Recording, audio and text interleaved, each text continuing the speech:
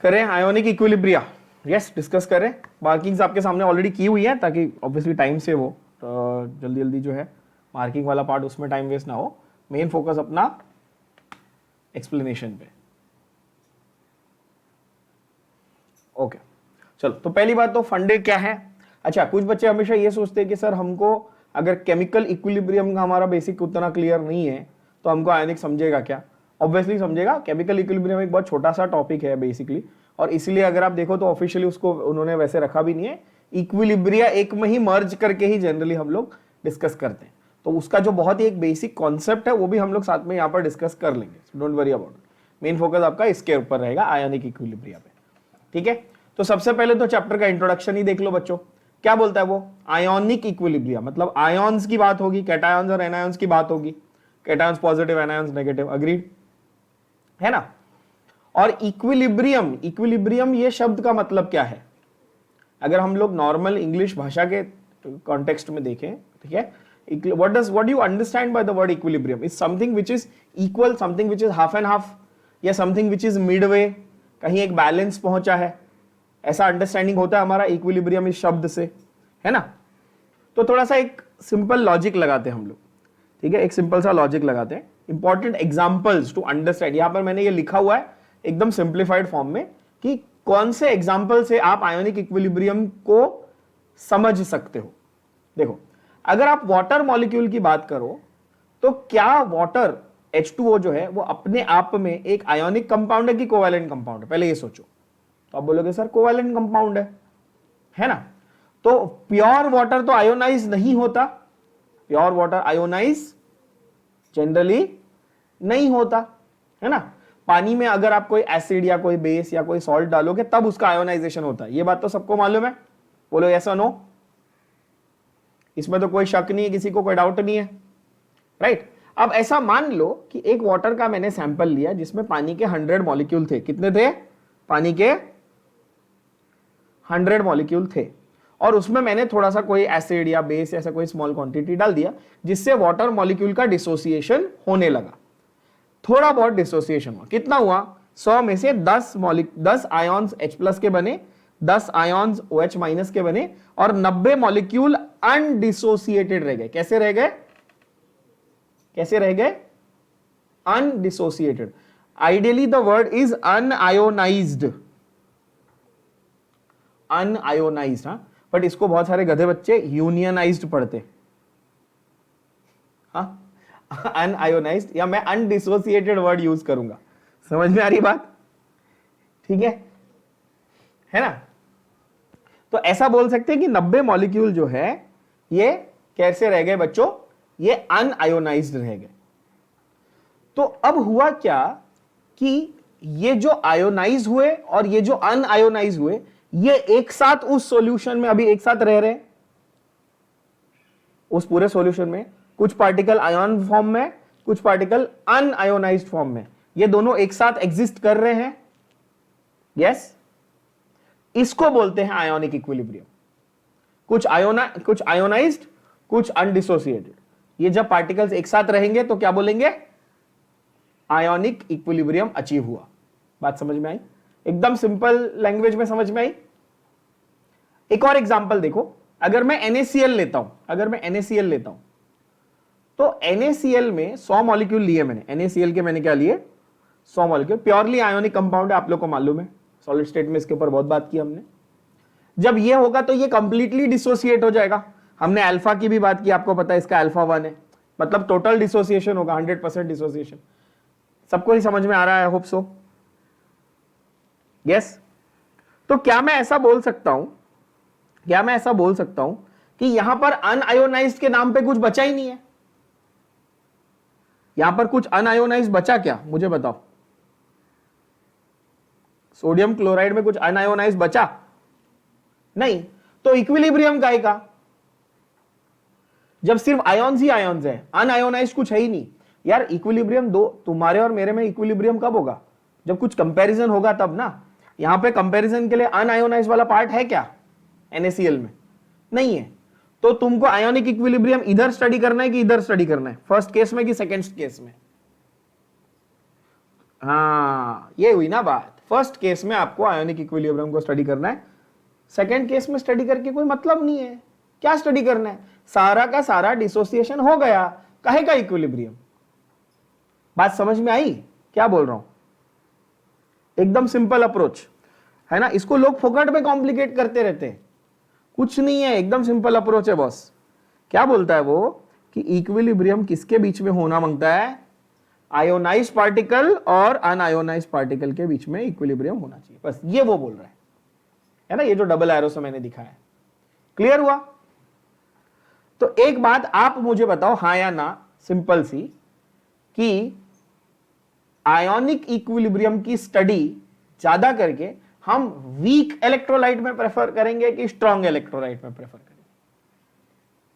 Week में, क्योंकि week में हमको चांस मिलेगा पढ़ने का कि थोड़ा सा आयोनाइज हुआ, थोड़ा सा अनआयोनाइज रह गया, और इन दोनों के बीच में इक्विलिब्रियम कैसे बन रहा है, इनके बीच में रिलेशन कैसा बन रहा है, हमको वो स्टडी करना है। स्ट्रॉन्ग वाले में तो सारा का सारा आयोनाइज हो गया, तो क्या ही पढ़ लोगे, क्या इक्विलिब्रियम पढ़ोगे? गया भेजे में, एकदम सिंपल स्मूथ कॉन्सेप्ट गया। बोलो हाँ है ना। अब इसको टेक्स्ट बुक की भाषा में देखते हैं। और टाइप्स ऑफ इलेक्ट्रोलाइट्स पे तो आप सब एक्सपर्ट हो, मैंने इलेक्ट्रोकेमिस्ट्री में इतनी बार करा है। Strong electrolyte, weak electrolyte, non electrolyte, सारे किए हमने, है कि नहीं? आप अल्फा से फेमिलियर हो, डिग्री ऑफ डिसोसिएशन से फेमिलियर हो, आप स्ट्रॉन्ग वीक इलेक्ट्रोलाइट से फेमिलियर हो, तो उसलिए आपको ये कॉन्सेप्ट बहुत इजी लगेगा बच्चों, ठीक है? और काफी रेपिटेटिव भी लगेगा, रिवीजन हो जाएगा, चिंता नहीं करना, और बहुत फटाफट होगा ये चैप्टर, है ना। चलो पहला क्या लिखा है, डेफिनेशन मार्क करना, बोर्ड एग्जाम में डेफिनेशन आता है 1 मार्क के लिए। क्या बोलता है? The equilibrium between ions and unionised molecule is called ionic equilibrium. Simple भाषा, इजी, बोलो हाँ या ना। समझ में आ गया? आयॉन्स और अनआयोनाइज्ड के बीच का जो इक्विलिब्रियम है उसी को आयोनिक इक्विलिब्रियम कहते हैं, ऑब्वियसली। जैसे कि एग्जांपल जो मैंने लिया था वही यहां पे भी दिया हुआ है, H+ and OH- in and unionised water molecule, मतलब H2O, H+ और OH-, इन तीनों का आपस में जो बैलेंस है, जो इक्विलिब्रियम है, वो एक एग्जांपल हो गया। वीक एसिड्स, वीक बेसिस, ये एक एग्जांपल हो गया। कोई सॉल्ट और उसके आयॉन्स करस्पॉन्डिंग, वो एग्जांपल हो गया। ऐसे बहुत सारे एग्जांपल्स आपके बन सकते हैं। तो आपको वो ऐसे बोलेगा, अगर डिफाइन आयोनिक इक्विलिब्रियम, तो आप एक लाइन में डेफिनेशन लिखोगे और 1 या 2 एग्जांपल लिख दोगे for 2 marks. Is that clear? Marking करते जानिए बच्चों ध्यान से, ठीक है? ये तो एग्जाम के वक्त मत बोलना सर इंपॉर्टेंस दे दो, ये इंपॉर्टेंस है भाई, यही आने वाला है। और ये राइटिंग में ले लो मेरे से कि आपका पूरा का पूरा बोर्ड का पेपर इन मार्किंग्स में से ही आएगा, इसके बाहर का एक क्वेश्चन भी आ गया तो मेरे को आके बोलना, ठीक है? दूसरा चीज, टाइप ऑफ इलेक्ट्रॉन। और अगेन मैं बार बार ये कहता हूं, हम कोई पार्ट हम डिलीटेड फिलिटेड नहीं छोड़ रहे हैं, केमिस्ट्री पूरी कर रहे हैं हम। भले 10 दिन ज्यादा लगे सिलेबस करने में चलेगा, बट पूरी की पूरी कर रहे हैं, ठीक है ना? ध्यान दो। Types of electrolyte, substances which gives rise to ions are called electrolytes. क्या ये आप लोगों को ऑलरेडी पता है? इलेक्ट्रोकेमिस्ट्री में पढ़ाया मैंने।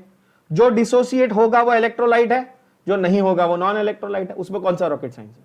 जो अच्छे से डिसोसिएट होगा वो स्ट्रॉन्ग इलेक्ट्रोलाइट है, जो थोड़ा थोड़ा डिसोसिएट होगा वो वीक इलेक्ट्रोलाइट है।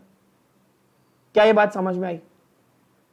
स्ट्रॉन्ग एसिड, स्ट्रॉन्ग बेस, यानी कि जो मिनरल एसिड्स होते हैं वो तो हमेशा स्ट्रॉन्ग ही इलेक्ट्रोलाइट्स होते हैं। ऑर्गेनिक एसिड्स कैसे होते हैं?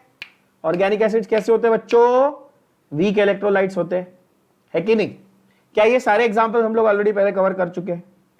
क्या ये आपके लिए एक रिवीजन है? यस और नो? सारे मिनरल एसिड जो इनऑर्गेनिक एसिड्स हैं, सल्फ्यूरिक, हाइड्रोक्लोरिक, नाइट्रिक वगैरह, ये सारे स्ट्रॉन्ग होते हैं और ऑर्गेनिक एसिड्स वीक होते हैं।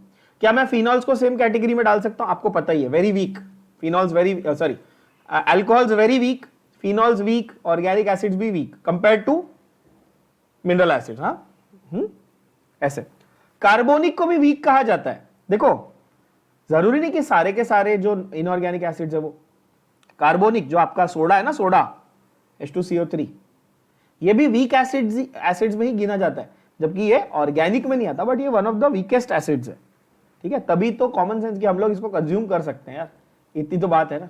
अगर स्ट्रॉन्ग एसिड तो तुम थोड़ी पी रहे होते तुम, है कि नहीं? ओके, तो वीक इलेक्ट्रोलाइट्स की का जो फीचर है वो क्या है बच्चों? कि वीक इलेक्ट्रोलाइट्स पार्शियली डिसोसिएट होते हैं। वीक इलेक्ट्रोलाइट्स कैसे होते हैं?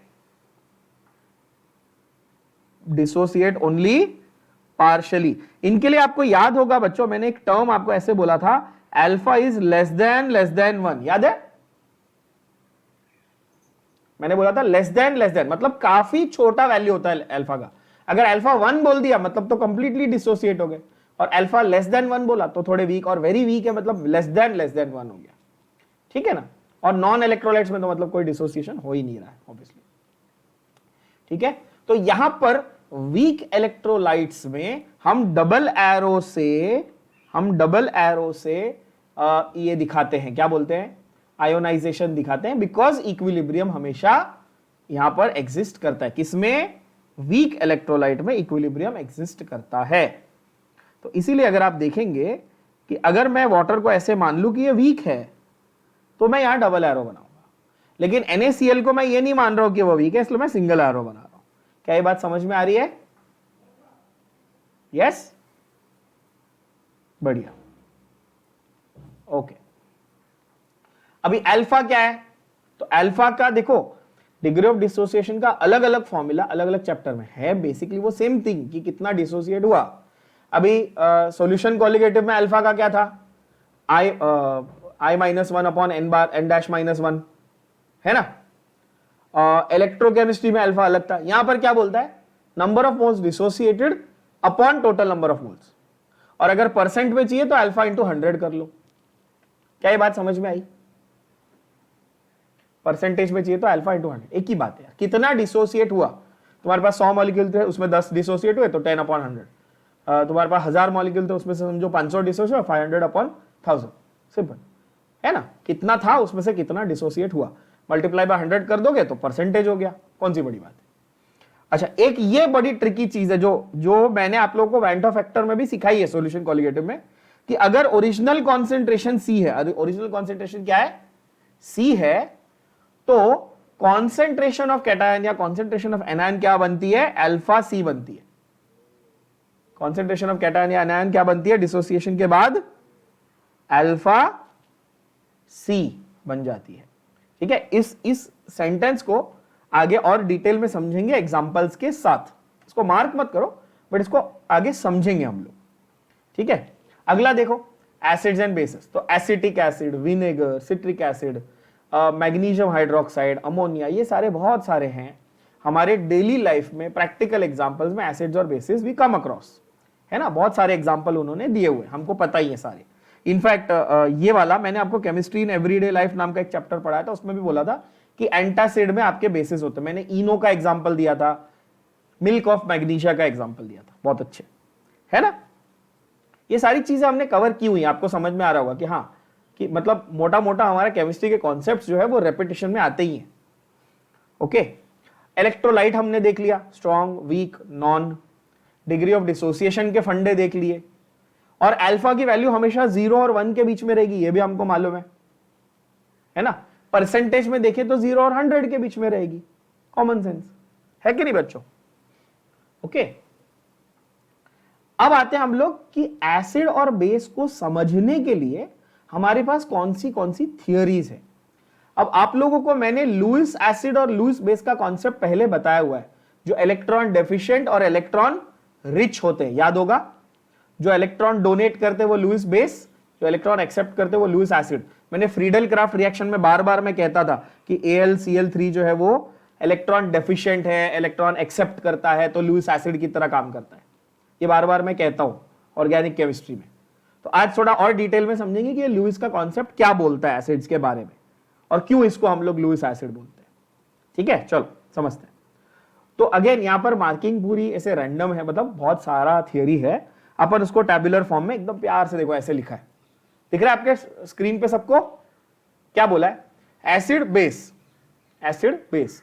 एक है आर्हीनियस कॉन्सेप्ट बच्चों, पहला कॉन्सेप्ट कौन सा है? आर्हीनियस कॉन्सेप्ट, जो आप स्कूल लेवल से पढ़ते हुए आ रहे हो, एकदम सिंपल कॉन्सेप्ट है। कौन सा? जो H+ देगा वो एसिड, जो OH- देगा वो बेस। सिंपल है। ये किसका कॉन्सेप्ट था?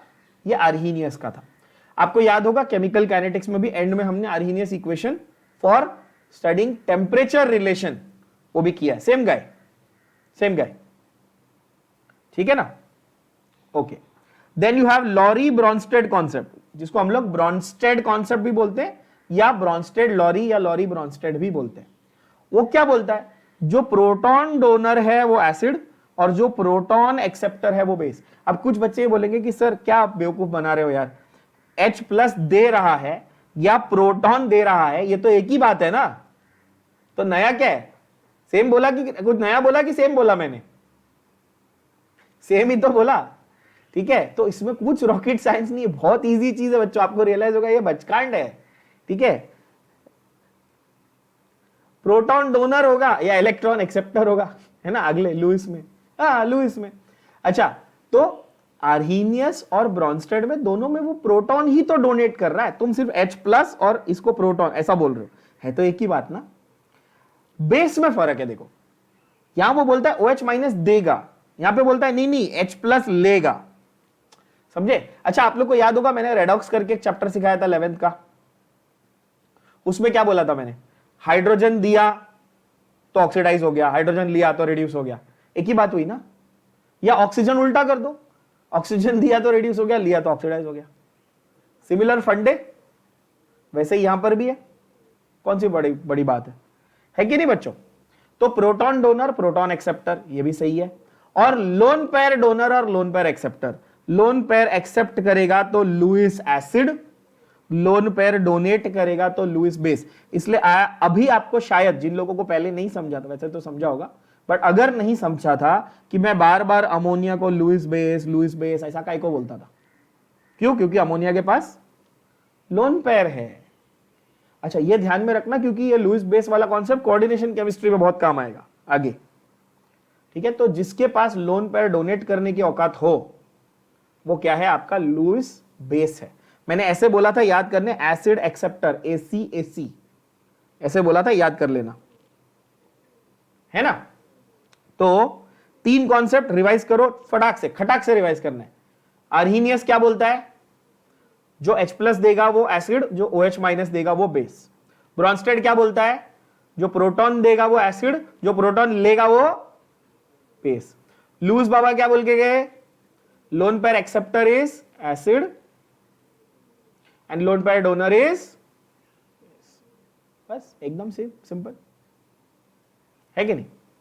अब आते वापस ऊपर, तो इसी को टेक्स्ट बुक की भाषा में क्या बोला है, तो टेक्स्ट बुक की भाषा में क्या बोला है, आर्हीनियस कॉन्सेप्ट। फटाफट मार्किंग करते जाओ, मैंने सिखा दिया, समझा दिया, एक्सप्लेन कर दिया, मार्किंग करते जाओ फटाफट। Acid is a substance which contains hydrogen and gives rise to H plus ions, yes, gives rise to H plus ions. जैसे उसको पानी में घोलोगे H प्लस देना चाहिए। अच्छा, ये H प्लस के फॉर्म में देगा कि ज्यादा करके आपको हाइड्रोनियम के फॉर्म में देगा, ये तो पता ही है आपको। H प्लस अकेले एग्जिस्ट करता है क्या, H प्लस अकेले एग्जिस्ट नहीं करता, वो पानी के साथ मिलकर क्या बनाएगा, हाइड्रोनियम। मैंने हर बार मजाक में आपको मैं बोलता हूं ना, ये है केमिस्ट्री का नियम, प्रोटॉन विल बिकम हाइड्रोनियम, है ना। क्योंकि प्रोटॉन देखा जाए टेक्निकली, अगर हम लोग इन्वर्टेड कॉमर्स टेक्निकली देखा जाए तो प्रोटॉन H प्लस है, हाइड्रोजन में एक ही तो इलेक्ट्रॉन था, वो भी तुमने ले लिया यार, तो उसके बाद इलेक्ट्रॉन बचे ही नहीं, तो उसको स्टेबल करने, उसको एग्जिस्ट करने के लिए वो जाता है, उसको भूखा नंगा हाइड्रोजन मैंने नाम रखा है ना, गरीबों का हाइड्रोजन है वो क्या करता है, जाके पानी के पास भीख मांगता है, और पानी के मॉलिक्यूल के पास यहां लोन पेयर है क्या, ऑक्सीजन के है ना 2 लोन पेयर, कोऑर्डिनेट बॉन्ड। अच्छा, तो यहां पर इस सिचुएशन में कौन डोनर कौन एक्सेप्टर बताओ, एक्सेप्टर H प्लस हो गया, तो यहां पर H प्लस ने लोन पेयर एक्सेप्ट किए, तो वो लुईस का भी एसिड हुआ, बोलो हाँ कि ना। यहां पे H प्लस खुद लुईस एसिड हो गया और वाटर लुईस बेस हो गया, समझे कि नहीं समझे, मजेदार कॉन्सेप्ट समझ में आया, अप्लाई किया। पानी ने लोन पेयर डोनेट किया H प्लस को, गरीब को, तो पानी क्या हो गया, लुईस बेस हो गया। क्या बात समझ में आ गई,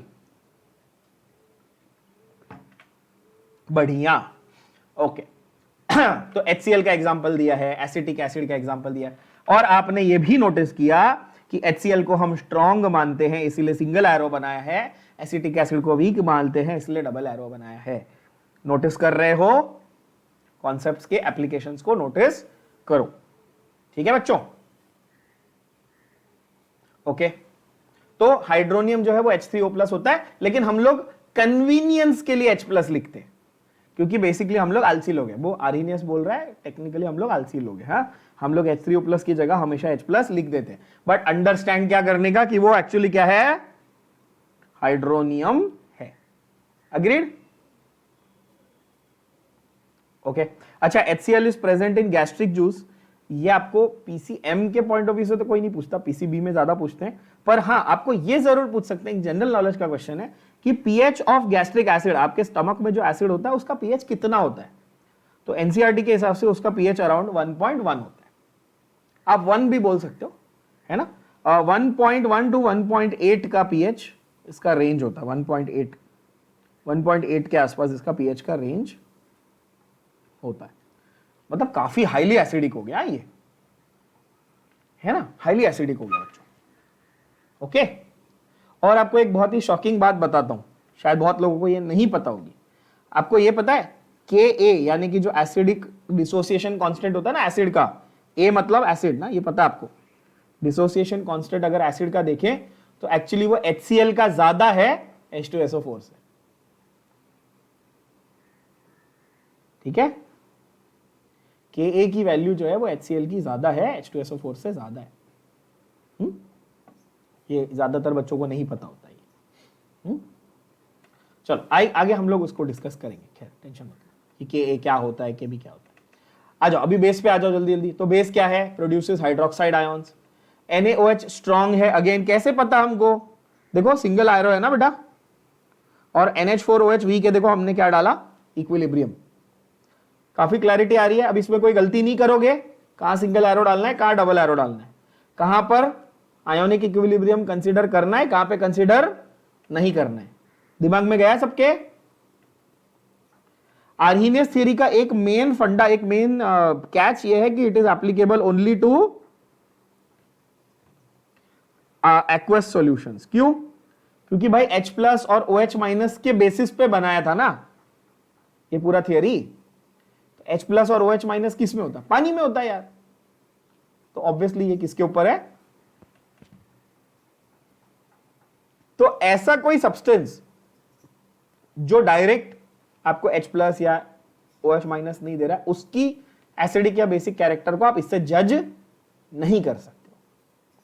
तो उसके लिए कौन आया, ब्रॉन्स्टेड एंड लॉरी। देखो दो साइंटिस्ट है, उनके नाम दिए हुए, J.N. Brønsted, T.M. लॉरी। उन्होंने बोला प्रोटॉन ट्रांसफर थियरी, इनके कॉन्सेप्ट का नाम क्या था, प्रोटॉन ट्रांसफर थियरी। ठीक है, क्या बोला उन्होंने, acid donates proton. I hope ये सारी चीजें आप मार्क करते जा रहे हो फटाफट सब बच्चों। और बेस को क्या बोला था उन्होंने, एक्सेप्ट्स प्रोटॉन, ऑलरेडी हमने देख लिया। जैसे यहां पर अमोनिया है, अमोनिया ने प्रोटॉन एक्सेप्ट किया तो वो बेस बन गया। अब आते हैं कॉन्जुगेट एसिड बेस। जब आप ब्रॉन्स्टेड को पढ़ते हो, ब्रॉन्स्टेड कॉन्सेप्ट पढ़ते हो, तो आपको कॉन्जुगेट एसिड बेस इस कॉन्सेप्ट को पढ़ना है। अब कई बार आप लोगों ने एमसीक्यूज में ये नाम जरूर देखा होगा, बार बार ये आता है word, conjugate acid, conjugate base. ठीक है, आज थोड़ा उसको क्लैरिटी से पढ़ते। इनफैक्ट अल्कोहल फिनॉल चैप्टर में अगर आप देखोगे तो इसके ऊपर काफी क्वेश्चन बनते हैं कि फिनॉल का कॉन्जुगेट बेस कौन है, अल्कोहल का कॉन्जुगेट एसिड कौन है, इस तरह से, है ना। तो जरा इसके ऊपर डिटेल में बात करते हैं। जरा देखो, मैं यहां पे इसको हटा देता हूं ऐसे, सॉरी, आई होप ये बीच में नहीं आ रहा है। तो देखो यहां पर क्या बोलते हैं, एसिड का जो करस्पॉन्डिंग होता है उसको कॉन्जुगेट। कॉन्जुगेट ये वर्ड का मतलब क्या है, English language, what does the word conjugate mean in general, conjugation, conjugal, English में कॉन्जुगल मतलब आप किसी से शादी वादी करो, पटाते हो ना कॉन्जुगल का मतलब बेसिकली पटाना, पार्टनरशिप बनाना, है ना, रिलेशनशिप बनाना, उसको कॉन्जुगल बोलते हैं, है ना, अपने, इट मींस बेसिकली शादी करना। ठीक है, तो यहां पर कॉन्जुगेशन, कॉन्जुगल, बायोलॉजी में कॉन्जुगेशन मतलब बेसिकली एक टाइप ऑफ रिप्रोडक्शन होता है बैक्टीरिया में। यहां पर कॉन्जुगेट का मतलब बेसिकली उसका करस्पॉन्डिंग स्ट्रक्चर। अब वो करस्पॉन्डिंग स्ट्रक्चर कैसे बना, ये इंपॉर्टेंट है, ये इंपॉर्टेंट है ना। कैसे, अगर आपको किसी एसिड का कॉन्जुगेट बेस बनाना है, ध्यान से सुनना, किसी एसिड का कॉन्जुगेट बेस बनाना है तो उसमें से H+ निकाल के देखो, जो बचा वो कॉन्जुगेट बेस। समझे क्या बोला मैंने? एसिड में से H+ निकालने के बाद जो बच गया वो उसका कॉन्जुगेट बेस। बोलो हाँ या ना? Everybody yes? समझो आप बात को। एसिड में से H+ निकालने के बाद जो बच गया वो उसका कॉन्जुगेट बेस। अच्छा, इसका उल्टा करके देखो,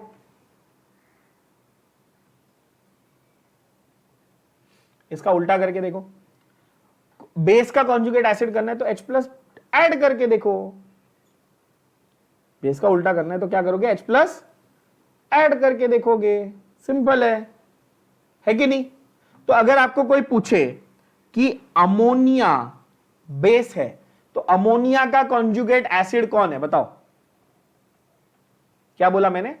अमोनिया का कॉन्जुगेट एसिड कौन है? तो आप उसमें H+ ऐड करके देखोगे तो आप बोलोगे अमोनियम उसका कॉन्जुगेट एसिड है। क्या ये बात समझ में आई?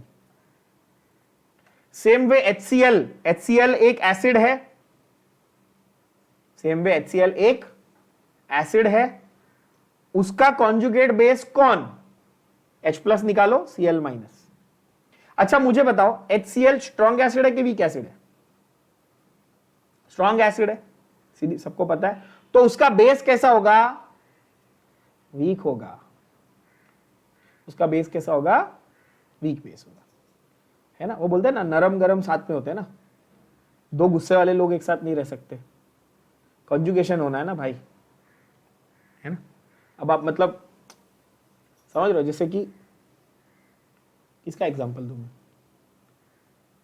जैसे कंगना रनौत हो, बहुत बोलती है, मतलब I don't care about her political views और व्हाटएवर, एक बात है, मतलब कि बहुत बोलती हो, ठीक है? तो उसके साथ में कोई ऐसा बंदा चाहिए ना जो थोड़ा शांत हो, समझ के ले, है ना? ऋतिक रोशन के साथ झगड़ा वगड़ा कर लिया उसने, ऐसा सुनने में है। तो भाई ऐसा है कि भाई अगर एसिड स्ट्रांग है तो उसका कॉन्जुगेट बेस कैसा चाहिए? वीक चाहिए। दोनों स्ट्रांग नहीं चलेंगे। समझ रहे हो जोड़ी कैसे बन रही है? समझ रहे हो? तो यहां पर ऐसा है, अगर आप H2SO4 देखो, चलो H2SO4 देखो, क्या ये अच्छा स्ट्रांग एसिड है? उसमें से H+ निकाला, क्या बचा? HSO4- bisulphate. तो बाइसल्फेट उसका क्या है? कॉन्जुगेट बेस है। मुझे बताओ, बाइसल्फेट को आप वीक मानोगे कि स्ट्रांग मानोगे? इसको वीक बेस मानोगे कि स्ट्रांग बेस मानोगे? इसको आप ऑब्वियसली वीक बेस मानोगे, सीधी बात है। एसिटिक एसिड, एसिटिक एसिड, इसमें जो एसीटेट बचा, क्या बचा? एसीटेट। H+ निकालने के बाद जो एसीटेट बचा वो उसका कॉन्जुगेट बेस है। ये स्ट्रांग है कि वीक है? ये स्ट्रांग है। क्यों? क्योंकि एसिड वीक था तो उसका बेस स्ट्रांग है।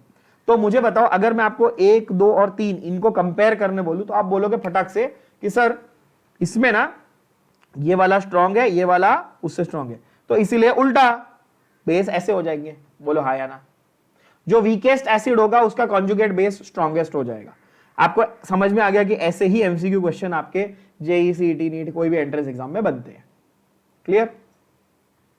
बोर्ड्स में इसका इतना रेलेवेंस नहीं है, टू बी ऑनेस्ट, बोर्ड्स में इसका रेलेवेंस नहीं है। ये एमसीक्यू में आता है, कौन एसिड वीक है, कौन सा, किसका कॉन्जुगेट बेस स्ट्रांग है, किसका कॉन्जुगेट एसिड वीक है ना? ऐसा पूछेगा वो। तो पहले तो सीखो कि कॉन्जुगेट एसिड कॉन्जुगेट बेस बनाने का कैसे बनाने का। किसका फर्क है? सिर्फ प्रोटॉन का फर्क है। किसका फर्क है? H+, यानी प्रोटॉन का फर्क है ना बच्चों? प्रोटॉन डाल दिया तो आपको कॉन्जुगेट एसिड मिल गया, प्रोटॉन निकाल दिया तो कॉन्जुगेट बेस मिल गया। अच्छा, कुछ ऐसे सब्सटेंसेस हैं जो कॉन्जुगेट एसिड और बेस दोनों बना पाएंगे। क्या आपने ये रियलाइज किया? एक एग्जांपल देखते हैं, जैसे HSO4-, इसमें से और एक H+ निकाल सकते हो? SO4-2-, तो HSO4 का कॉन्जुगेट और एक H+ निकाला तो कॉन्जुगेट बेस कौन है? SO4-2-, और इसमें एक H+ डाल सकते हो? तो ये एक ऐसा स्पीशीज बन गया जो कॉन्जुगेट एसिड भी बना पाएगा, कॉन्जुगेट बेस भी बना पाएगा। दिमाग में गया? बोलो हाँ कि ना। इजी। ये एमसीक्यू में बहुत कॉमन क्वेश्चन है, बहुत कॉमन क्वेश्चन। आप इस चैप्टर के एमसीक्यूज कोई भी उठा के देखो तो आपको ये टाइप का क्वेश्चन बहुत मिलेगा कि इनमें से कौन है जो दोनों तरीके से काम कर सकता है। इनके फेवरेट क्वेश्चंस में से एक है और बहुत इजी है, ठीक है ना। और नीचे मैंने नोट लिखे वो तो आपको, वाटर भी लगभग उसी तरह का होगा कि भाई वाटर मॉलिक्यूल जो है ये तुमको OH माइनस भी दे सकता है और ये तुमको H3O प्लस भी दे सकता है। वाटर भी वैसा ही हुआ है कि नहीं बच्चों? सही है ना। लेकिन अभी समझो HI बोल दूं, HI, तो ये तुमको HI में से I माइनस दे सकता है। ये थोड़ी तुमको HI H2I प्लस ऐसा थोड़ी कुछ बनता है। ऐसा बनता है क्या? नहीं, राइट। तो हमारे को ये बहुत सिंपल और क्लैरिटी के साथ समझ में आ जाएगा कि कौन सिर्फ कॉन्जुगेट एसिड या बेस बनाता है या कौन दोनों बना सकता है। बहुत इजी है ना। अच्छा, ये मैंने नोट नीचे लिखी है तो आपको पता चल गई, सबको समझ में आ गई। एसिड अगर वीक है तो बेस स्ट्रांग है एंड वाइस वर्सा। ये तो सबको समझ में आ गया ना। ओके, अब यहां पर मैंने टॉप पे एक स्टेटमेंट लिखी, इसको आप अच्छे से लिख के बॉक्स करके रखेंगे। More the dissociation constant, better the dissociation, stronger the acid. जिस एसिड का डिसोसिएशन अच्छा रहा, वो जल्दी जल्दी ब्रेक हो रहा है, ज्यादा ब्रेक हो रहा है और ज्यादा H प्लस दे रहा है ना आपको,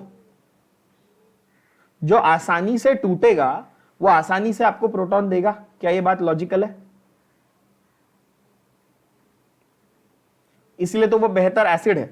इसलिए अभी आपको समझा, मैंने अभी थोड़ी देर पहले कहा था कि Ka जो है ना वो HCl का एक्चुअली H2SO4 से ज्यादा होता है, बट हम लोग बार बार H2SO4 को स्ट्रॉन्ग स्ट्रॉन्ग स्ट्रॉन्ग क्यों बोलते हैं? क्योंकि ये तुमको ज्यादा H प्लस देता है, समझे?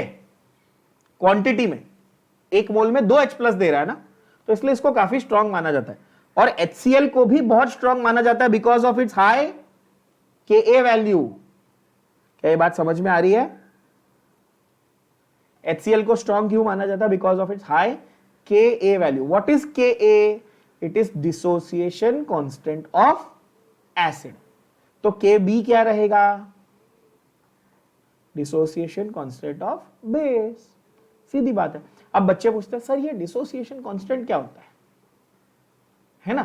तो केमिकल इक्विलिब्रियम जो बेसिक चीज है ना, उसमें से डिसोसिएशन कांस्टेंट निकल के आता है। कैसा होता है देखो, एक कंपाउंड है AB, एक कंपाउंड है AB, समझ लो। और ये AB जो है ये फुल्ली डिसोसिएट नहीं हो रहा है, कंप्लीटली डिसोसिएट नहीं हो रहा है। तो ये ऐसा बनाएगा बच्चों A प्लस B माइनस और AB। बोलो हाँ या ना। यहीं से शुरुआत की थी मैंने चैप्टर की। अनआयोनाइज्ड पार्ट रह गया, यस और नो। और तो इसका आप अगर डिसोसिएशन कांस्टेंट लिखने जाओगे, इस रिएक्शन का डिसोसिएशन कांस्टेंट लिखोगे तो बहुत इजी है। हमने केमिकल काइनेटिक्स में ये यूज भी किया है और इनफैक्ट नर्न्स्ट इक्वेशन में भी ये लॉजिक यूज किया था। आपको याद होगा इलेक्ट्रोकेमिस्ट्री में मैंने बोला था हमेशा प्रोडक्ट्स अपॉन रिएक्टेंट्स का कॉन्सेंट्रेशन। याद है क्या बोला था? प्रोडक्ट्स अपॉन रिएक्टेंट्स का कॉन्सेंट्रेशन। अब आप बोलोगे कि प्रोडक्ट्स, तो यहां पर क्या है कि आयोनिक प्रोडक्ट्स कौन से? और ये मैंने क्लियर किया था, याद कर लेना। नर्स इक्वेशन में बोला था कि सिर्फ आयोन्स ही कंसीडर करने हैं। याद आया? बोला है ना मैंने, ये याद है सबको? हाँ, तो हम ऐसे देखेंगे कि यहां पर हमारा A प्लस का कॉन्सेंट्रेशन, B माइनस का कॉन्सेंट्रेशन और AB का कॉन्सेंट्रेशन, ये हमारा रिएक्टेंट अपॉन प्रोडक्ट का फंडा बन गया। अब एक सेम चीज को आप एसिड के लिए कैसे अप्लाई करो? थोड़ा दिमाग लगाओ। यही लॉजिक को मैं एसिड के लिए ऐसे अप्लाई कर दूं। एसिड था Ha which was giving me H plus and A minus. बोलो यस और नो, बोलो यस और नो। तो उसी लॉजिक को मैं K को प्रोडक्ट अपॉन रिएक्टेंट ऐसा लगा दूं, H प्लस A माइनस और डिनोमिनेटर में Ha अनडिसोसिएटेड, है ना। और K की जगह मैंने क्या लिख दिया? Ka, dissociation constant specifically for acid. Easy. अब बेस के लिए लगाओ। हाँ बोलो यार सर ये तो बहुत इजी है यार, तो बहुत इजी है। बेस के लिए लगाओ जरा, बेस के लिए क्या होगा बताओ, BOH, B प्लस और OH माइनस। देखो तो K की वैल्यू क्या रहेगी, B प्लस का कॉन्सेंट्रेशन, OH माइनस का कॉन्सेंट्रेशन, डिनोमिनेटर में प्रोडक्ट अपॉन रिएक्टेंट हो गया बच्चों। और स्पेसिफिकली बेस के लिए था, इसलिए K की जगह मैंने क्या लिख दिया, KB लिख दिया, सिंपल। अब कोई बहुत ज्यादा आइंस्टाइन लेवल का दिमाग वाला होगा, वो बोलेगा सर ये KB और वो जो सॉल्यूशन कॉलिगेटिव में KB पढ़ा है वो सेम है क्या? कितने लोग ये सोच रहे? इतना ज्यादा भी दिमाग नहीं लगाना, don't use 100% of your brain. हाँ, ये KB का मतलब डिसोसिएशन कांस्टेंट ऑफ बेस है। वो KB का मतलब क्या था बच्चों, एब्यूलियोस्कोपिक कांस्टेंट था, है ना, बॉइलिंग पॉइंट कांस्टेंट। वहां पे B का मतलब बेस नहीं, बॉइलिंग पॉइंट था। हाँ ठीक है, इंटेलिजेंट बनो, मतलब इतना ज्यादा मिक्स मत करो, ठीक है बच्चों, समझ में आई बात? तो क्या मैं बोल सकता हूं कि जो अच्छे से डिसोसिएट होगा उसमें आयोन्स ज्यादा और रिएक्टेंट कम बचेगा? लॉजिकल। क्या बोला मैंने, क्या बोला मैंने कि जो अच्छे से डिसोसिएट हो रहा है उसमें ये आयोन्स ज्यादा बनेंगे और ये वाला जो अनआयोनाइज्ड है वो कम बचेगा। अग्रीड? तो न्यूमरेटर ज्यादा होगा, न्यूमिनेटर ज्यादा होगा, डिनोमिनेटर कम बचेगा, तो K की वैल्यू बड़ी होगी। तो क्या लिखा है मैंने, अब सेंटेंस पढ़ो, अब बोलो अरे हाँ सही है ना मैथमेटिकली, कि डिसोसिएशन कांस्टेंट बड़ा है मतलब ज्यादा अच्छे से डिसोसिएट हो रहा है, मतलब ज्यादा आयन बन रहे हैं, मतलब ज्यादा अच्छा एसिड है या अच्छा बेस है। क्या ये बात समझ में आई? यस, मैथमेटिकली प्रूव हुआ, बोलो यस और नो। इजी लग रहा है ना चैप्टर, एकदम मस्त है ना, बहुत बहुत लॉजिकल और बहुत सिंपल सिंपल चीजें इसमें यार। अच्छा तो अब बोलोगे ओके, एसिड के लिए Ka, बेस के लिए Kb, और एसिड में मेन कौन था, H प्लस था, बेस में मेन कौन था, OH माइनस था। लेकिन वाटर में तो H प्लस भी है, OH माइनस भी है, सही बोल रहा हूं? पानी में H प्लस भी है, OH माइनस भी है। तो पानी के लिए, वाटर के लिए हम लोग KW यानी कि आयोनिक प्रोडक्ट ऑफ वाटर ये वर्ड यूज करते हैं। क्या यूज करते हैं? KW। तो एसिड के लिए Ka, बेस के लिए Kb और वाटर के लिए KW। वहां पर हम उसको डिसोसिएशन कांस्टेंट ऑफ वाटर ना बोलकर हम आयोनिक प्रोडक्ट ऑफ वाटर बोलते हैं। वो क्यों बोलते हैं अभी मैं आऊंगा उस पर, ठीक है? सो फार टर्म्स क्लियर है सब बच्चों को, Ka, Kb, KW। वाटर का एम्फोटेरिक नेचर समझाने के लिए उन्होंने पानी के आपको दो अलग अलग रिएक्शन दिए। यहां पर वाटर जो है, देखो इस पहले इक्वेशन में ध्यान से देखना, और ये 2 मार्क के लिए शॉर्ट आंसर आता है, बाजू में लिख के रखना, ऐसे क्यू फॉर 2 मार्क्स बच्चों। Explain the amphoteric nature of water, ये आपके थियरी पेपर में, बोर्ड पेपर में 2 मार्क के लिए अलग से क्वेश्चन आ सकता है, ठीक है?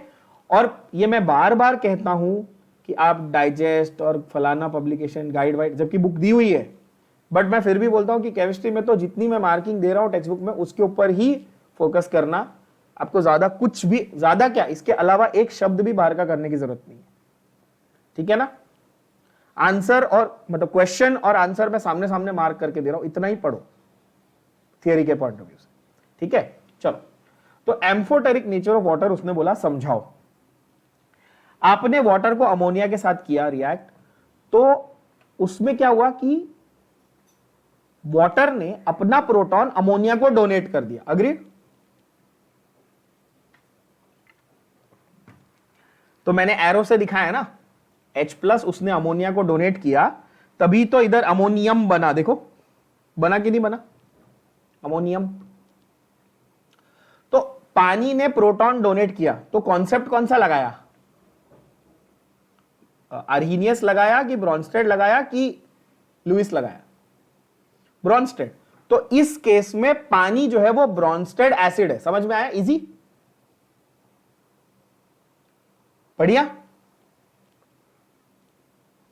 H प्लस दिया, प्रोटॉन दिया, ब्रॉन्स्टेड एसिड, सही है। अगला एग्जांपल देखो, HCl के साथ रिएक्ट कर रहा है, HCl से प्रोटॉन ले रहा है, प्रोटॉन एक्सेप्ट किया, यहां पे प्रोटॉन एक्सेप्ट कर लिया ना, तो प्रोटॉन एक्सेप्ट किया तो ब्रॉन्स्टेड बेस। तो एम्फोटेरिक नेचर ऑफ वाटर कौन से कॉन्सेप्ट से सिखाया गया? ब्रॉन्स्टेड कॉन्सेप्ट से सिखाया गया, है ना। छोटा सा आंसर है, 1 2 3 4, 4 लाइन 2 मार्क, खत्म। 2 एग्जाम्पल भी उसी में आ गए 4 लाइन में, ठीक है ना। तो एसिड की तरह भी एक्ट कर रहा है और बेस की तरह भी एक्ट कर रहा है। मैं थोड़ा सा शाइनिंग मार के एसिड को रेड कलर से मार्क करता हूं और बेस को ब्लू कलर से, है ना, लिटमस कलर। चलो ठीक है, तो एसिड और बेस यहां तक क्लियर है फंडा। तो देयरफॉर वाटर इज एम्फोटेरिक।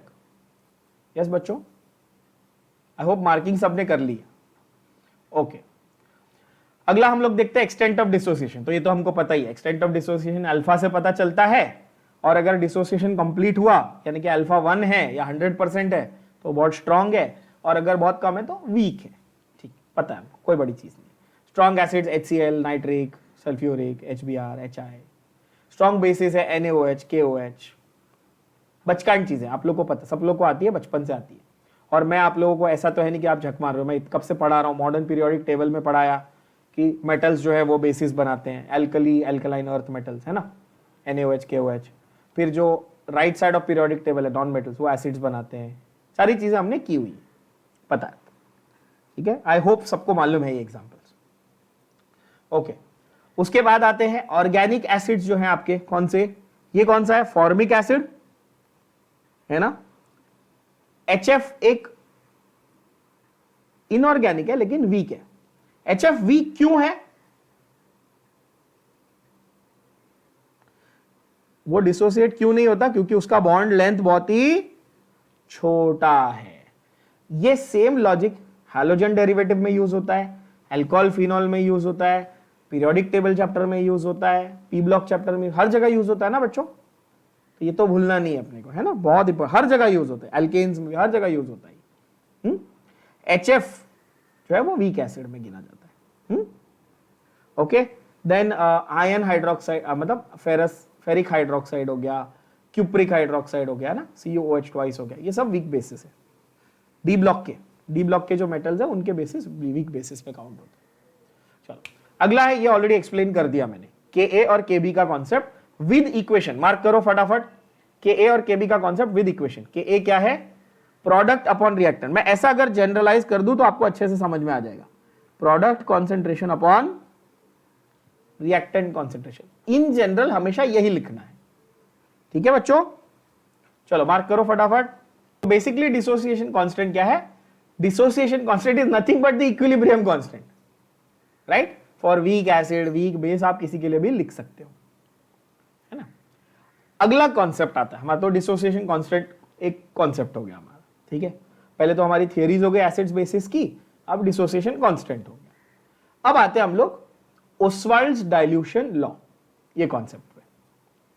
तो यहां पर आपको डेरिवेशन है, आपको ये पता ही है ऑब्वियसली बच्चों की केमिस्ट्री में डेरिवेशंस बहुत लिमिटेड होते हैं, हमारे पास ज्यादा होते नहीं है, बहुत लिमिटेड डेरिवेशंस होते हैं।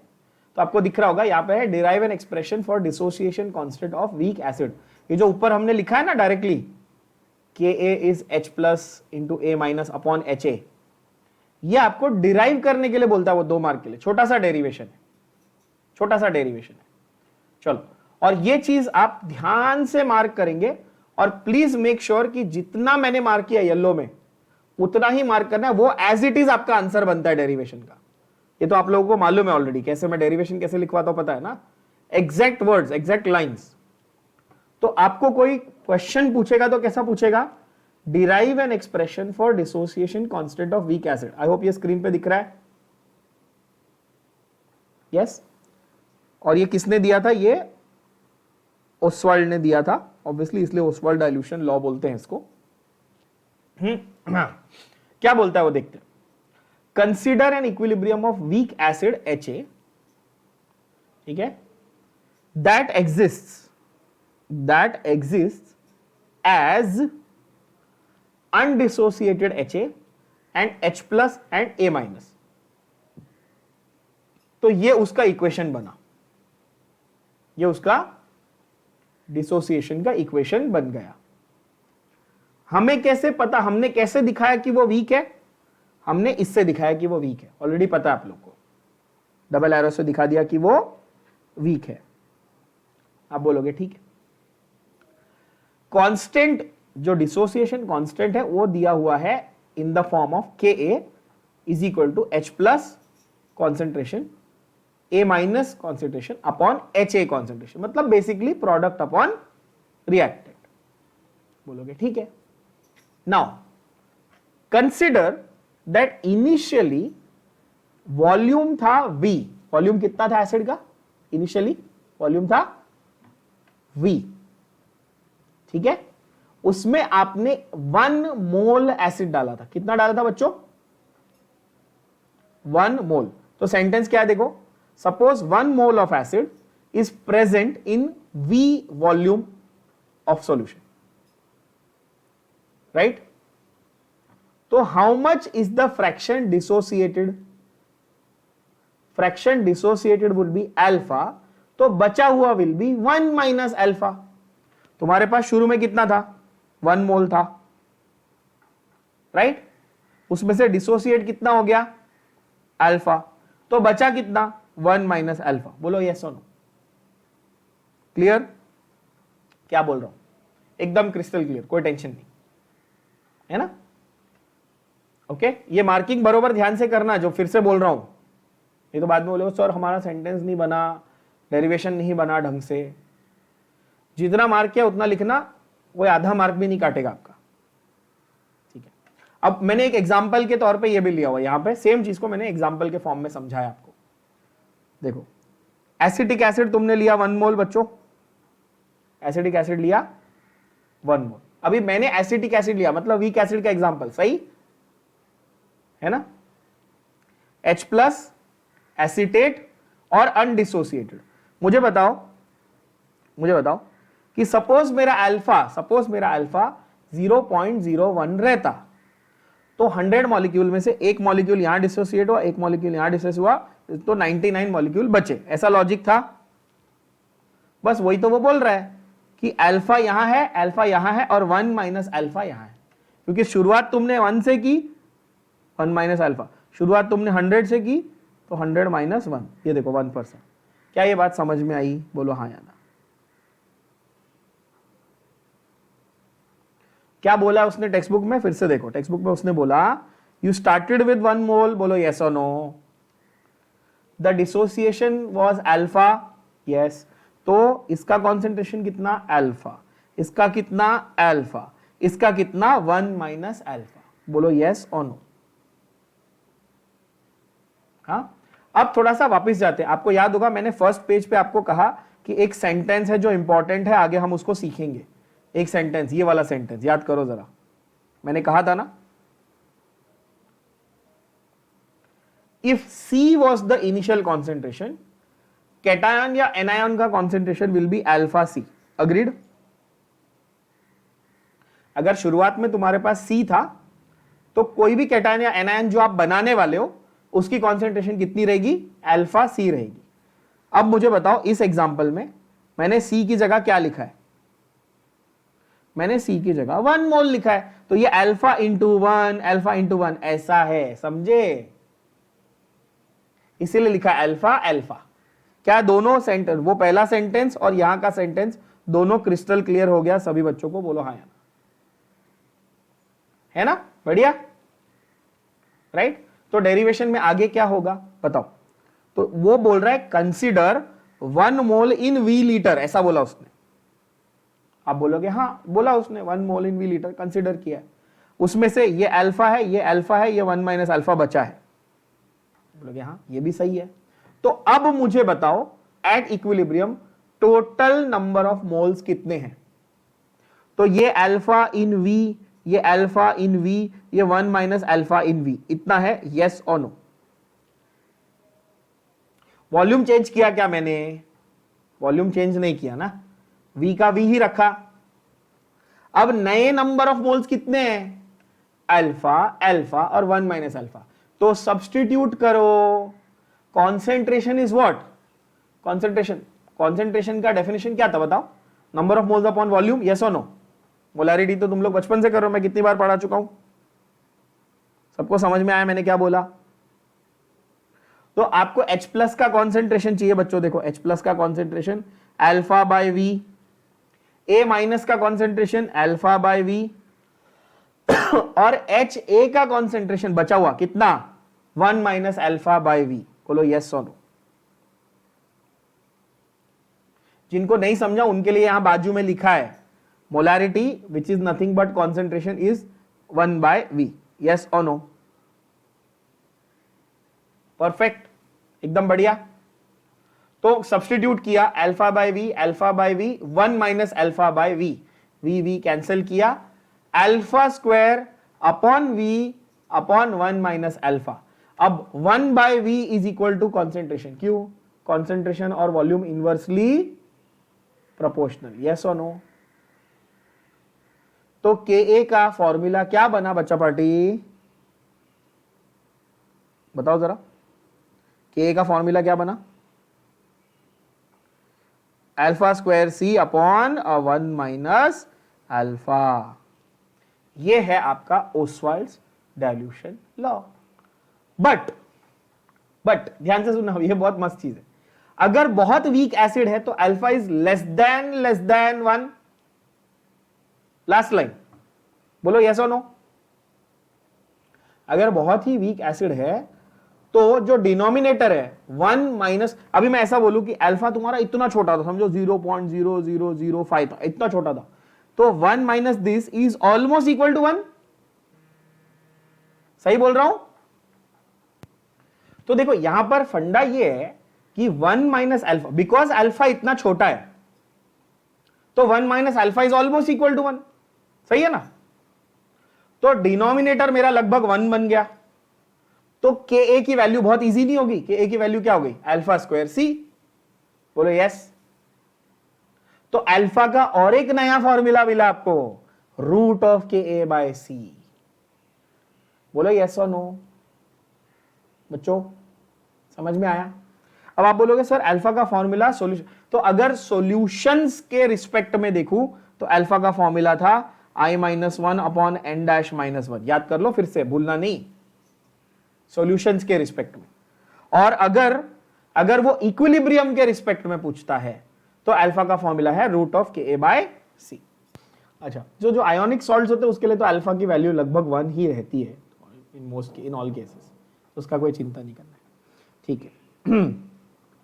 तो Ka बिकम्स अल्फा स्क्वायर सी। ठीक है, मैंने जहां जहां इंपॉर्टेंट फॉर्मूले देखो, अगर अल्फा नेग्लिजिबल नहीं है, अगर अल्फा की वैल्यू अच्छी खासी वैल्यू है, मतलब लेस देन 1 नहीं, सपोज आपको मैं बोलूं अल्फा 0.5 है, तो ये आप इग्नोर कर सको ऐसी वैल्यू नहीं है कि नहीं? तो अगर ऐसा क्वेश्चन आ गया जहां पे अल्फा 0.5 है तो आपको ये वाला फंडा यूज करना पड़ेगा। वैसे by the way boards level पे और सीटी लेवल पे ये नहीं आता, जेई लेवल पे आ सकता है ऐसा क्वेश्चन कि जहां पर आपको ये वाला फॉर्म यूज करना पड़ जाए। रेयरली ऐसा आ सकता है बट आ सकता है जहां पे ये वाला फॉर्म यूज करना पड़े। बट 99% ऑफ द केसेस, कोई भी एंट्रेंस हो या कोई भी बोर्ड हो या कोई भी हो, आपको यही वाला सिंपल फॉर्मूला यूज करने को आएगा।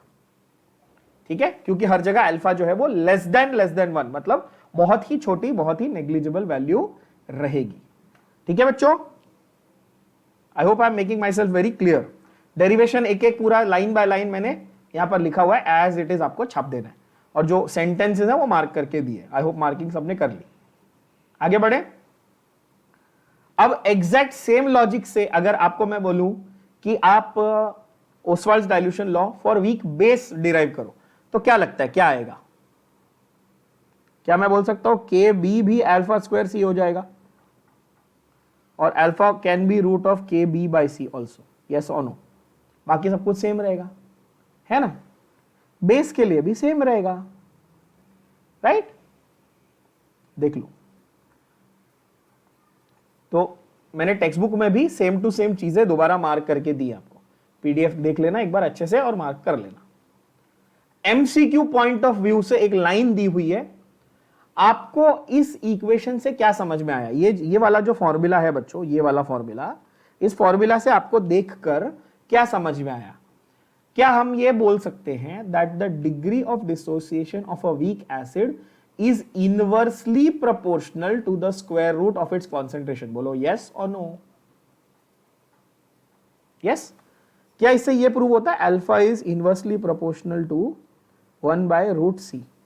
है ना, ये अल्फा और प्रोपोर्शनलिटी साइन सेम हो जाता है ना। ठीक है ना, समझ गए आप लोग? यस। एक बार ऐसा क्वेश्चन आया हुआ है that degree of dissociation is proportional to √c, c⁻², both none. Answer? Both. one inversely 1/c⁻²। हाँ, मतलब √c is c⁻²। इसमें भी आपको कभी कभी वो कंफ्यूज करने की ट्राई करेगा। ठीक है, ये तो बहुत बेसिक है ना, पता ही होना चाहिए। ठीक है, अभी वीक बेस के लिए सेम है, मैं वापस नहीं लिख रहा हूं, क्वेश्चन देख लो। Derive an expression for dissociation constant of weak base. क्या पूरा लॉजिक सेम आएगा? हाँ, मैंने मार्क किया हुआ है, देख लो, मार्किंग एक बार गो थ्रू कर लो फटाफट और मार्क कर लो। कंसिडर 1 मोल इन VDM³। इक्वेशन क्या है? BOH gives B+ and OH-। देख लो। यस, सिर्फ Ka की जगह क्या डाल दिया? Kb डाल दिया, है ना। डिसोसिएशन अल्फा है, बचा हुआ 1 - अल्फा है, तो Kb की वैल्यू वही हुई α² इंटू 1 - अल्फा, और 1 - अल्फा क्या है? नेग्लिजिबल है, तो alpha becomes √Kb/c। Same to same, कुछ नया नहीं। यस और नो? परफेक्ट। और कॉन्सेंट्रेशन जो है वो वॉल्यूम से भी इनवर्सली प्रोपोर्शनल है, तो अल्फा जो है वो कॉन्सेंट्रेशन के रूट से इनवर्सली प्रोपोर्शनल है, और कॉन्सेंट्रेशन जो है वो वॉल्यूम से इनवर्सली प्रोपोर्शनल है। तो ऐसा बोल सकता हूं कि अल्फा और वॉल्यूम में रिलेशन निकाल सकते हैं ऐसे। क्या रिलेशन रहेगा? अल्फा ऐसे रहेगा, और कॉन्सेंट्रेशन और वॉल्यूम में भी यही हुआ ना, तो अल्फा जो है वो डायरेक्टली प्रोपोर्शनल टू रूट भी हो जाएगा, है ना, इस तरह से। वैसे ऐसे क्वेश्चन बनते नहीं है जनरली, बट हाँ, एक लॉजिक ये है कि आप वॉल्यूम को बढ़ाओगे तो डिसोसिएशन बढ़ेगी। क्या ये सेम चीज हमने वहां पढ़ी है? हम जितना डाइल्यूट करते हैं हमारा अल्फा बढ़ता है, हमारा डिसोसिएशन बढ़ता है, हमने पढ़ी है ना ये चीज। हाँ, समझ रहे हो? कोरिलेशन समझ रहे हो? वो एक मीम आता है ना, कौन है उसमें, वो मीम में मैं भूल गया हूं, समझ रहे हो? हैं वाला कौन है वो? हर्ष बेनीवाल नाम है उसका। अच्छा, गरीबों का भुवन बाम है ना वो। तो वैसा ही कुछ। ठीक है, तो वहां पर भी हमने ये सेम चीज पढ़ी कि भाई हाँ, डाइल्यूशन होता है तो भाई डिसोसिएशन होता है, तो यहां पर भी सेम लॉजिक है ना, पता चल गया। चलो बढ़िया। तो ये हुआ हमारा Ostwald's dilution law for weak acid, weak base, derivations के साथ। और डेरिवेशन देखो यार, गिनती के अगर आप पूरे पार्ट 1 देख लो केमिस्ट्री, ऑर्गेनिक में तो कोई डेरिवेशन है नहीं। गिनती के अगर आप देख लो पूरे पार्ट 1 में मिला के 5-6 डेरिवेशन है, जिसमें से एक तो कंपलसरी आएगा ही आएगा, या थर्मो या इलेक्ट्रो में से तो आ ही जाता है कभी भी। ठीक है, या केमिकल काइनेटिक्स में से, या 2 अगर आने चाहे, मतलब डालना चाहे तो वो 5 और 6 क्वेश्चंस हैं डेरिवेशन के, उसमें से 2 तो गारंटेड आ ही जाते हैं, 1 या 2 तो गारंटेड आ जाते हैं। तो इतना सिंपल है, स्कोरिंग है बच्चों, है ना। चलो आगे आ जाते हैं। अगला कॉन्सेप्ट अगला कॉन्सेप्ट है ionization of water. Now if you remember, थोड़ी देर पहले मैंने ये मेंशन किया था बच्चा पाटी कि Ka is for acid, Kb is for base, and Kw is for water. Kw is for water, right. तो यहां पर हम लोग वाटर के Kw को डिसोसिएशन कांस्टेंट ना बोलकर हम उसे आयोनिक प्रोडक्ट ऑफ वाटर बोलेंगे, ये मैंने मेंशन किया था। अब जरा इस कॉन्सेप्ट को समझते हैं, ठीक है। और इस कॉन्सेप्ट का पहला सेंटेंस क्या है, पढ़ो क्या लिखा है, देखो स्क्रीन पे क्या बोलता है वो। Pure water ionises to a very small extent, मतलब लगभग ना के बराबर ही होता है ना प्योर वाटर का, क्योंकि भाई जो कैंट आरओ का प्योर पानी होता है आपका, उसमें तो कोई आयोन्स है नहीं, कोई मिनरल्स है नहीं, कोई सॉल्ट है नहीं, तो पानी आयोनाइज नहीं होना चाहता। अग्रीड? फिर भी अगर मैं ये अज्यूम करूं कि वाटर यानी पानी जो है वो नेग्लिजिबल क्वांटिटी में आयोनाइज हुआ, मतलब उसका अल्फा समझो लेस देन 1 है, मतलब मिलियन मॉलिक्यूल में से एक आयोनाइज हो भी गया, चलो मान लो, ऐसा मान लो चलो, तो उसको रिप्रेजेंट कैसे करेंगे? देखो जरा, रिप्रेजेंट ऐसे करेंगे, water plus water gives hydronium plus OH minus. समझा कैसे हुआ? ये वाले वाटर ने अपना H प्लस इसको दिया तो ये हाइड्रोनियम बन गया और OH माइनस रह गया। क्लियर? बोलो हाँ या ना। समझा सबको? इजी है क्या बोल रहा हूं? ये बाउंसर तो नहीं जा रहा है? हाँ। तो वाटर आयोनाइज हुआ, तो इस केस में वाटर का इक्विलिब्रियम कांस्टेंट कैसे लिखेंगे? हम तो एक्सपर्ट हो ही गए प्रोडक्ट अपॉन रिएक्टेंट लिखने में। बताओ जल्दी कैसे लिखेंगे? तो आप बोलोगे sir K will be equal to H3O plus का कॉन्सेंट्रेशन OH माइनस का कॉन्सेंट्रेशन अपॉन रिएक्टेंट कितने थे मेरे पास? पानी के 2 मोल थे, और ये नल्स इक्वेशन में भी सिखाया था, क्या बन जाता है वो? The स्टोइशियोमेट्रिक coefficient becomes index, square हो जाएगा ना, बिकम्स द एक्सपोनेंट, है कि नहीं? वो एक नया आया है स्टैंड अप कॉमेडी में बंदा, मेरे को याद है उसका, बहुत बढ़िया जोक मारा उसने कि एक बहुत लंबा लड़का अगर छोटी लड़की को ऐसे गोद में उठा ले तो e⁻x लगते, ठीक है? तो वैसे यहां पर सॉरी मैं एक्सपोनेंट सोचा तो मेरे को वो याद आया, ठीक है? तो यहां पर अगर हम लोग देखें कि हमारा स्टोइशियोमेट्री अगर देखें तो 2 मोल पानी था, तो वो तो एक्चुअली नीचे डिनोमिनेटर में मैंने उसको स्क्वायर बना दिया, है ना बच्चों? ये रहा ऐसे, ठीक है, डिनोमिनेटर में स्क्वायर बना दिया। अच्छा, तो K will be this much, तो ये डिसोसिएशन कांस्टेंट हुआ। तो K into H2O square will be equal to this, equation को रीअरेंज किया, K into H2O square will be equal to hydronium into hydroxide का कॉन्सेंट्रेशन।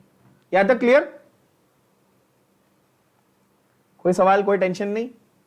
अब अब ध्यान से सुनना, because majority are still undissociated, majority are still undissociated. अब यहां पर थोड़ा सा ट्रिकी कॉन्सेप्ट, थोड़ा सा ट्रिकी, क्योंकि आप कई बच्चे इससे कन्विंस नहीं होते। सर बच्चे हमेशा बोलते हैं नहीं सर ये थोड़ा अजीब है यार, ऐसा थोड़ी होता है। अब समझो मैं बोलूं कि आपके पास एक लार्ज क्वांटिटी ऑफ वाटर है, मतलब कि देखो यार, अगर आपके पास 1 मोल 18 ग्राम पानी भी है तो 10⁻23 मॉलिक्यूल है ना, है कि नहीं?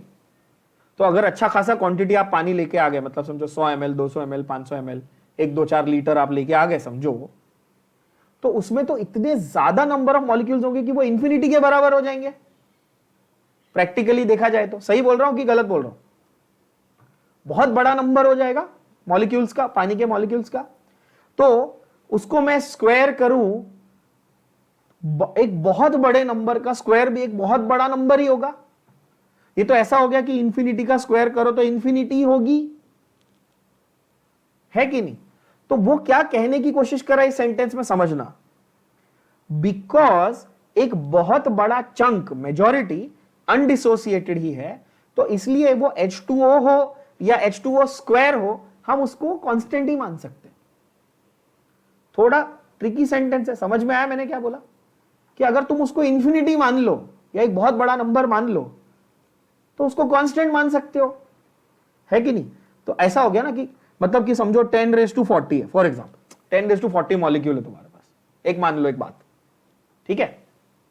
अब वो 10⁻40 हो कि 10⁻50 हो, क्या है, क्या फर्क पड़ रहा है? बहुत बड़ा नंबर है। Agreed?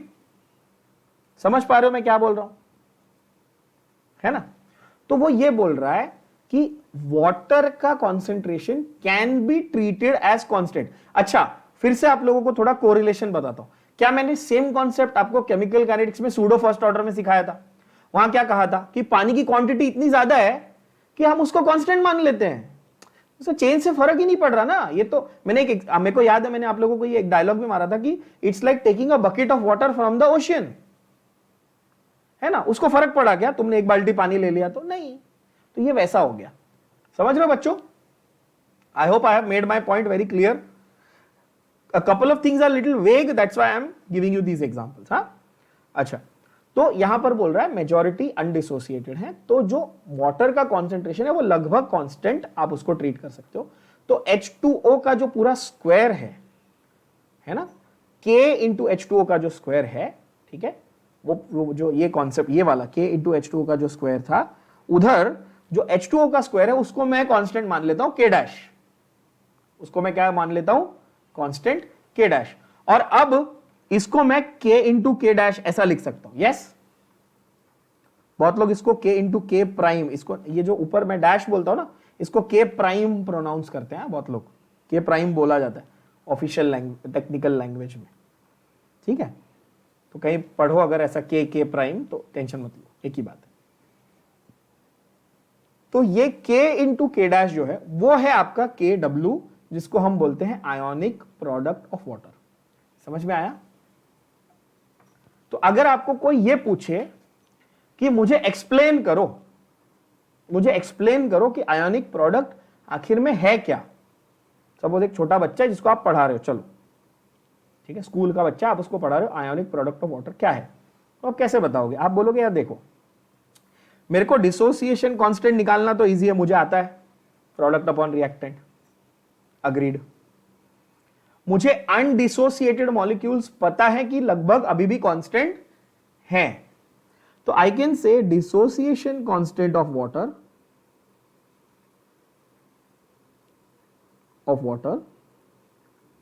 which was K into concentration of undissociated water molecules which was K dash, this is ionic product। क्या ये बात समझ में आई?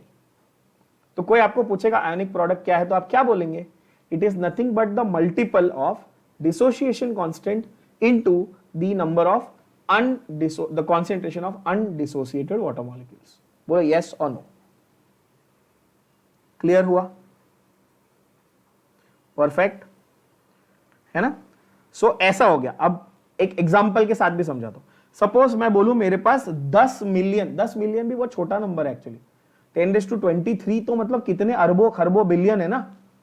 सपोज मेरे पास 10⁻30 वाटर मॉलिक्यूल्स थे, कितने थे?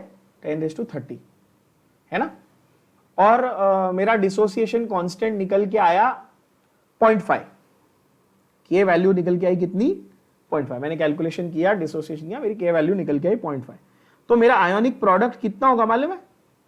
0.5 इंटू 10⁻30 हो जाएगा, ठीक है ना।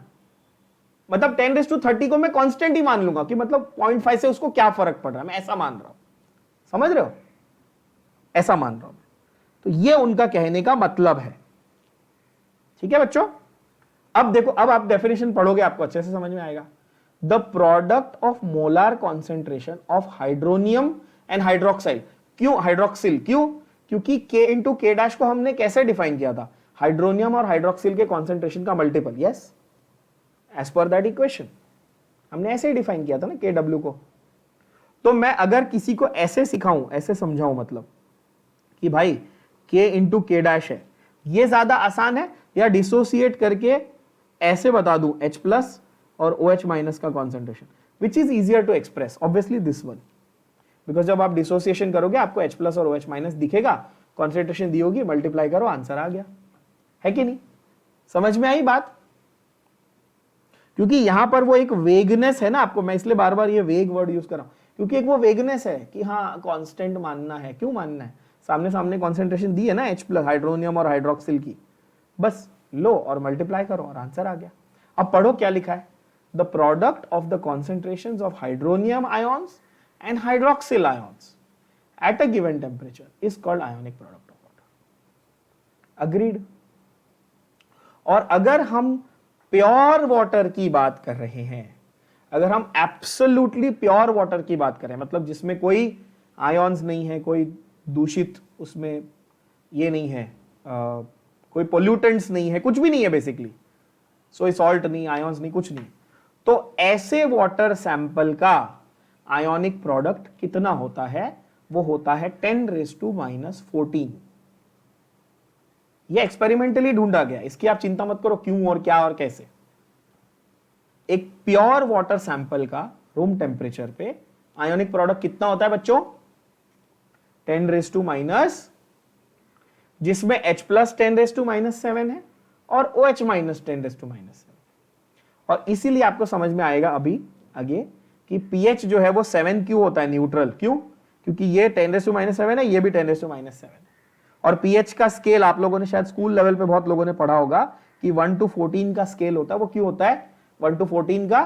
क्योंकि 10⁻⁻14 उसका आयोनिक प्रोडक्ट है। क्या ये बात समझ में आई सबको? प्लीज ये वाला मार्क करके रखना, ये वाला डेफिनेशन है इसको मार्क करके रखो बच्चों, ये वाला डेफिनेशन इसको मार्क करके रखो।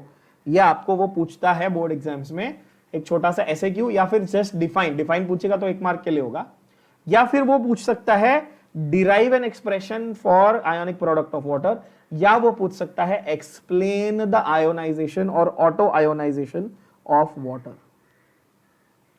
अलग अलग तरीके से वो ये क्वेश्चन को आपको पूछ सकता है। ठीक है, अगर वो पूरे 2 मार्क के लिए एक्सप्लेन पूछता है तो ये जो मैंने मार्किंग की है उतना लिखना है।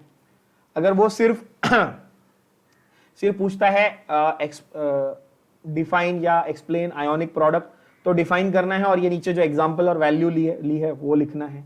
और अगर 1 मार्क के लिए पूछता है तो सिर्फ डिफाइन करना है। क्या ये बात क्लियर है? मार्किंग कर लो सब लोग। ठीक है, पीएच का अपन आगे अगले इसमें करेंगे। ठीक है, क्योंकि अभी पीएच इंट्रोड्यूस नहीं करूंगा, तो बड़ा टॉपिक है।